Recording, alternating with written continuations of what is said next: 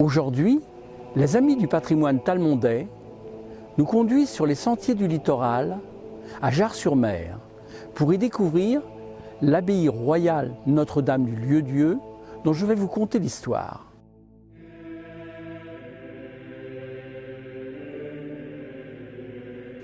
Tout commence le 5 mai 1190.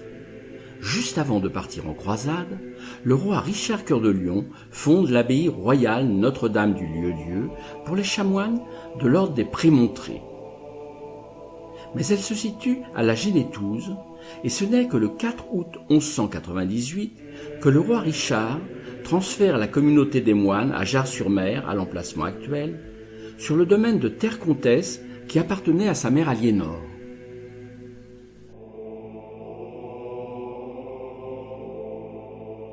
Il leur fait ensuite de nombreuses donations pour agrandir le domaine dans tout le Talmondais. Dès sa création, à la fin du XIIe siècle, les moines entreprennent des travaux d'endiguement des rives de l'estuaire. Ils réhabilitent 50 hectares de marais salants créés à l'époque romaine et ils créent une grande étendue de marais à poissons sur les vasois, ces espaces vaseux conquis sur la mer. Le sel, qui sert à conserver les aliments, est alors la ressource principale. C'est l'or blanc qui assurera la richesse de l'abbaye. Pendant 5 siècles, cette prospérité de l'abbaye résulte aussi de l'étendue de la seigneurie avec des possessions dans tout le Talmondais. Les bâtiments de l'abbaye couvraient alors 2000 m² autour d'un grand cloître bordé par les bâtiments du couvent et une grande église abbatiale de 50 mètres de long, aujourd'hui détruite. Le cloître est à la fois un lieu de circulation et de rencontre des moines.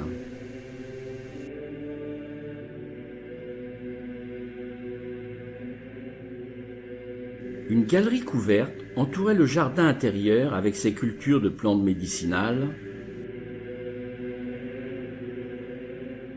et son puits.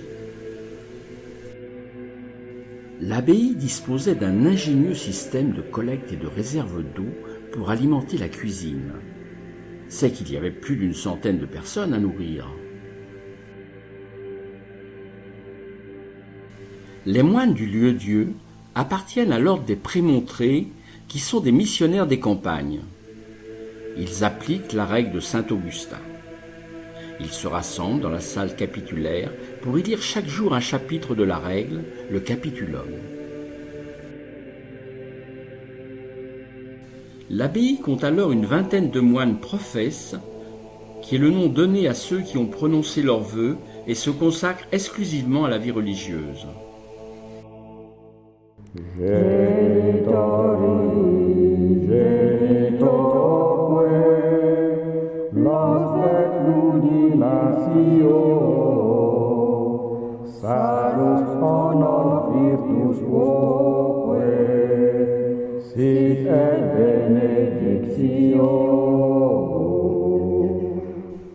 Les moines se réunissent 8 fois par jour pour prier Dieu dans l'église aujourd'hui détruite. L'abbaye compte aussi une centaine de convertes. Ce sont des moines qui se consacrent aux tâches domestiques et agricoles. Aidés par les paysans de Jars, ils mettent en valeur les terres en les défrichant à partir du XIe siècle. Ils développent aussi de riches vignobles sur les coteaux et des cultures dans la plaine. Ils élèvent des moutons et surtout gèrent les marais salants et les marais à poissons. L'abbé dirige la communauté des frères. En son absence, le grand prieur le remplace.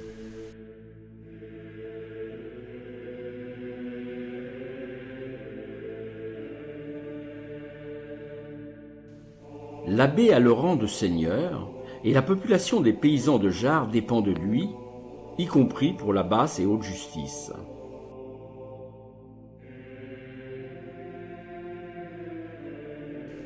Les moines de cette abbaye royale ne dépendent pas du seigneur de Talmont, mais du roi. Ils ont le droit d'exporter directement leur production par le chemin des Poissonniers vers le centre du Poitou ou par la mer à partir de Port-Gravier au bout du chemin de l'abbaye.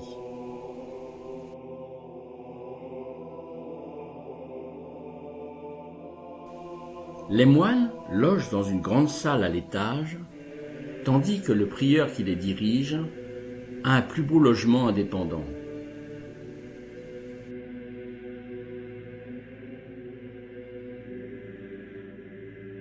Au cours du XIIIe siècle, l'abbaye de Jars acquiert une bonne réputation pour sa vie conventionnelle exemplaire, avec une communauté nombreuse et accueillante. Elle dispose d'un dortoir pour les pèlerins de passage ou se rendant à Saint-Jacques-de-Compostelle.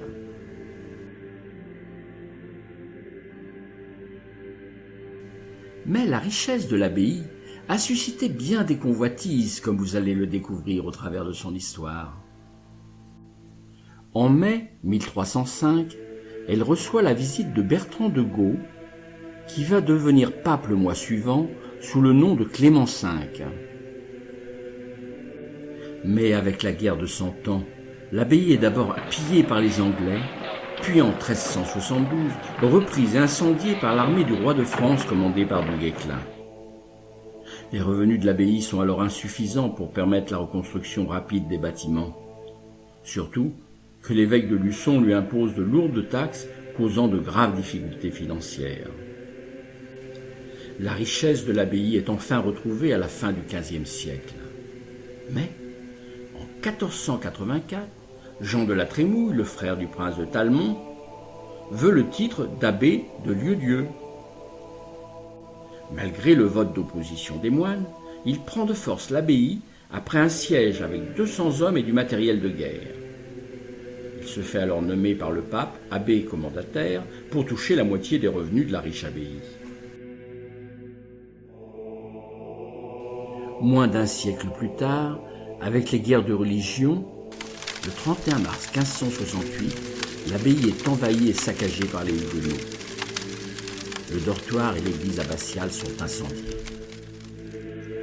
La restauration sera longue et difficile, surtout que de grandes crises internes causent des révoltes chez les religieux qui sont sommés de quitter les lieux en 1721. L'abbaye est alors transformée en une importante métairie. Jusqu'en 1733, son propriétaire, le général des Prémontrés, vend tout ce qu'elle contient. Les meubles, les cloches, l'orgue, les lambris et les gonds de porte, les ardoises et les charpentes, et même les pavés et les piliers de la nef de l'église abbatiale. À la Révolution, en 1791, l'abbaye est vendue comme bien national.